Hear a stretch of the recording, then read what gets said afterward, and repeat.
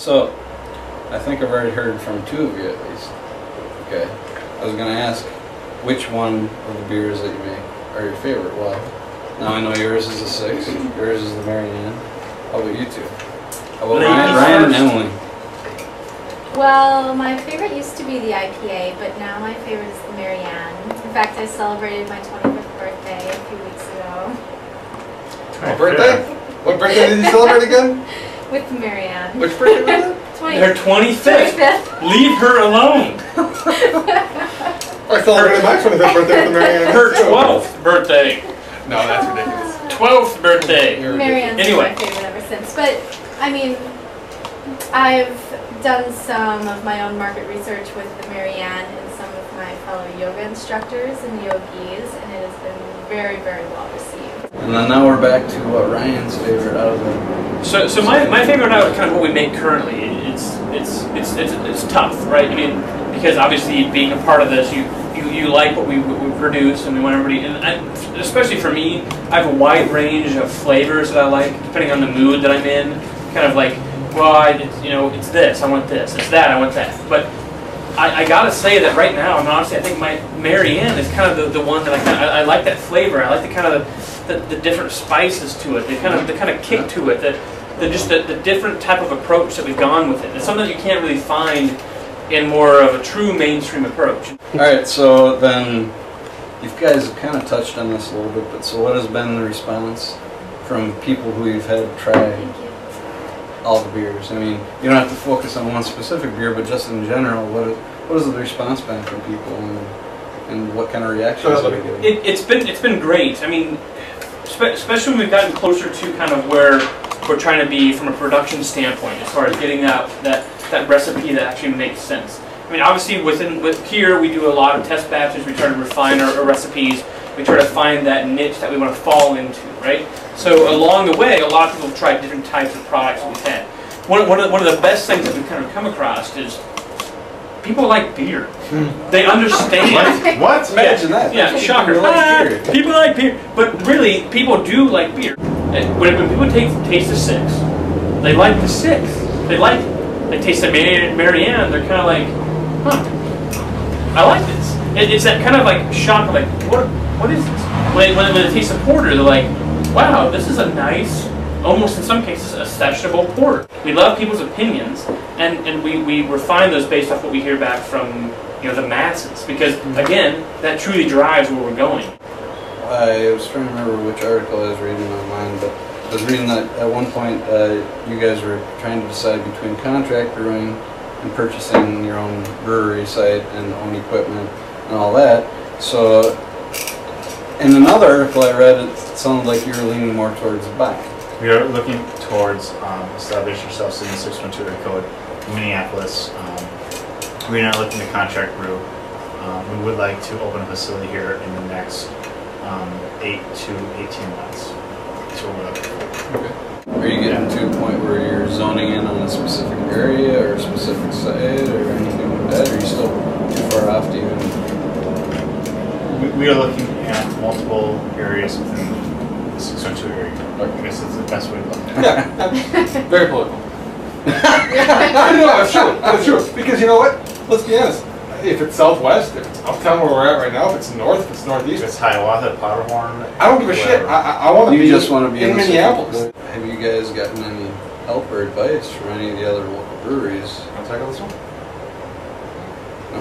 But I do want to say to Shells, I've been to Bachfest for the last 5 years, and it is a phenomenal time, and I love it. You just want to say That's all that. I You just want to throw that out there. I love Bachfest. All right. Well, I got the horns, and I got the big mug, the 60-ouncer.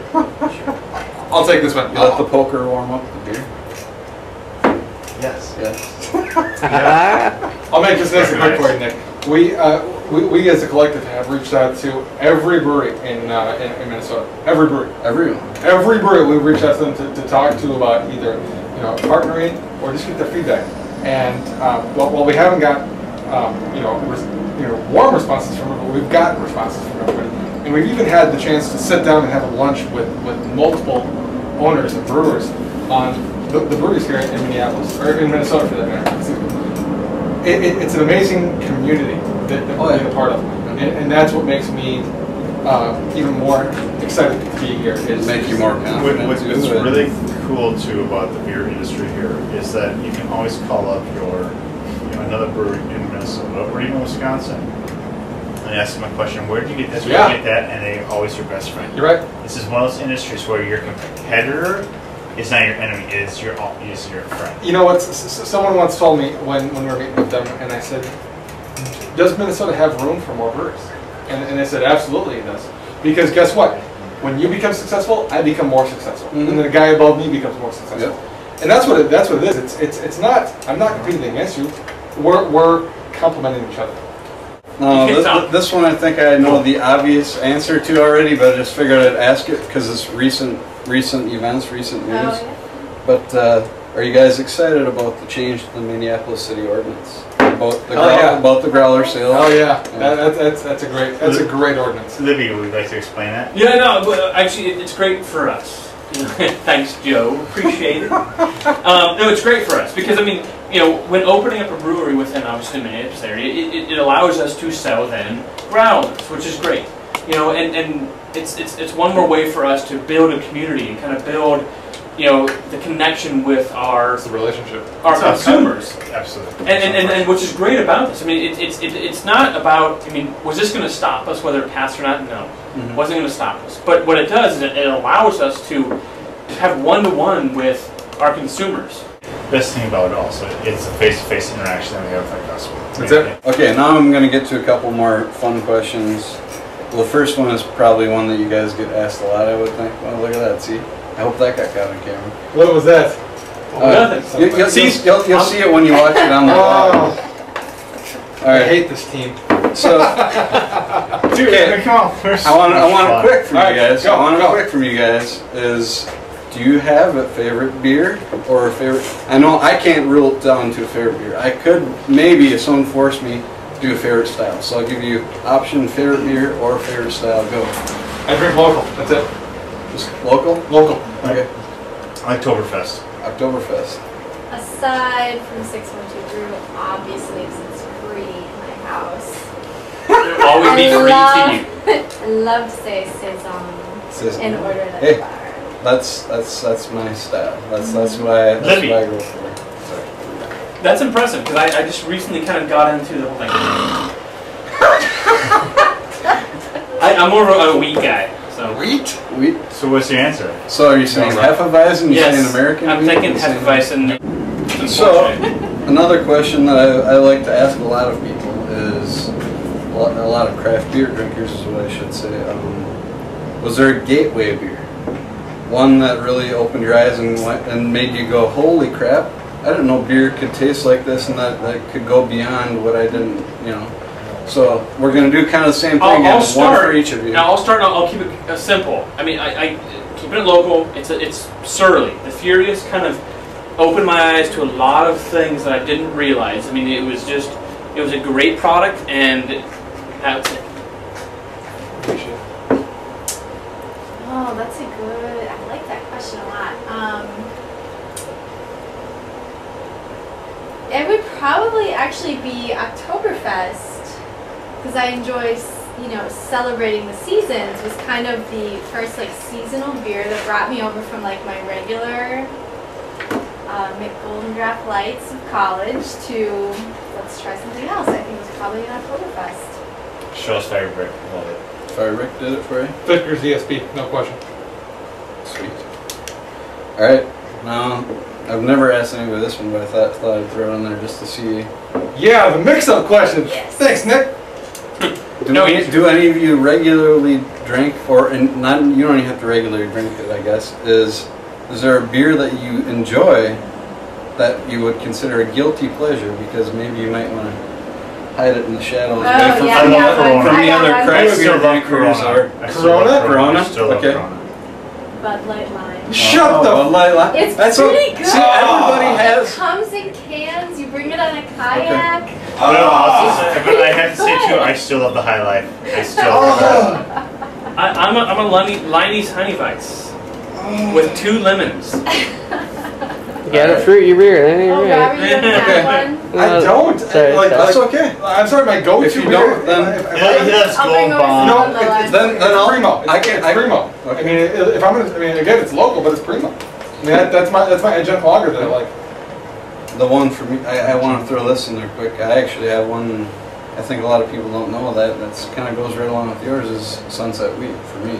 Yes. And for me, it's because Honey Vice and Sunset Wheat are the exact same beer, They so they are. add artificial flavors. That's right. That's A lot right. of craft beer drinkers don't know that, but so.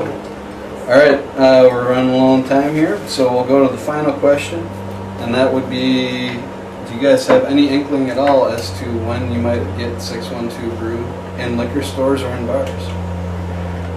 Do you have an estimate, or are you guys just? No, we do. No, there's no question. You know, with our plan, our plan is early 2011. You know, we're not going to try and tell you we're going to be in here in 2010. You know, we've got a lot of work left to do. You know, we want to make sure that when we come to market, we come to market strong. We come to market consistent. You know, we don't want to half-ass this. We want to make sure that you guys have good products in your hands. And so if it's early 2011 or summer 2011, that's our goal. You know, and we'll come to market in bars and restaurants first. You know, down the road packaging and production. I think it comes back to 8 to 18 months. Yeah, and that'd be the 18 months then. 18 months. That's 8 good. to 12 months. Right. That's Yep. realistic. Yep. That's good. Because we want to make sure that we have enough product, supply chain, production to make sure that people. They get everyone who wants it. Absolutely. We got it. That's good. All right. Well, we got to wrap up here. Thanks for checking out the first video post on Lupulin Libations. Just want to let you guys you want to throw your website out there for people and 612brew.com or Twitter /612brew or Facebook. Just find us on Facebook. Search for 612 Yeah, Brew. we're there. We're social media. and you guys already know my web address. We're here. So Lupulin Libations. What's up, baby? have a good night, Fantastic. everybody. Thanks a lot. Thanks. Thanks, Nick.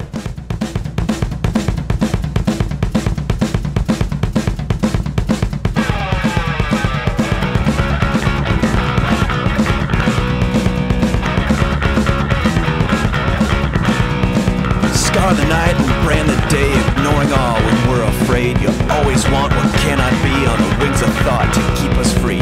Need your wants to get you through, compromise and smile for cool. Spin the web and live the lie, you throw your guilt, well so do I. Take my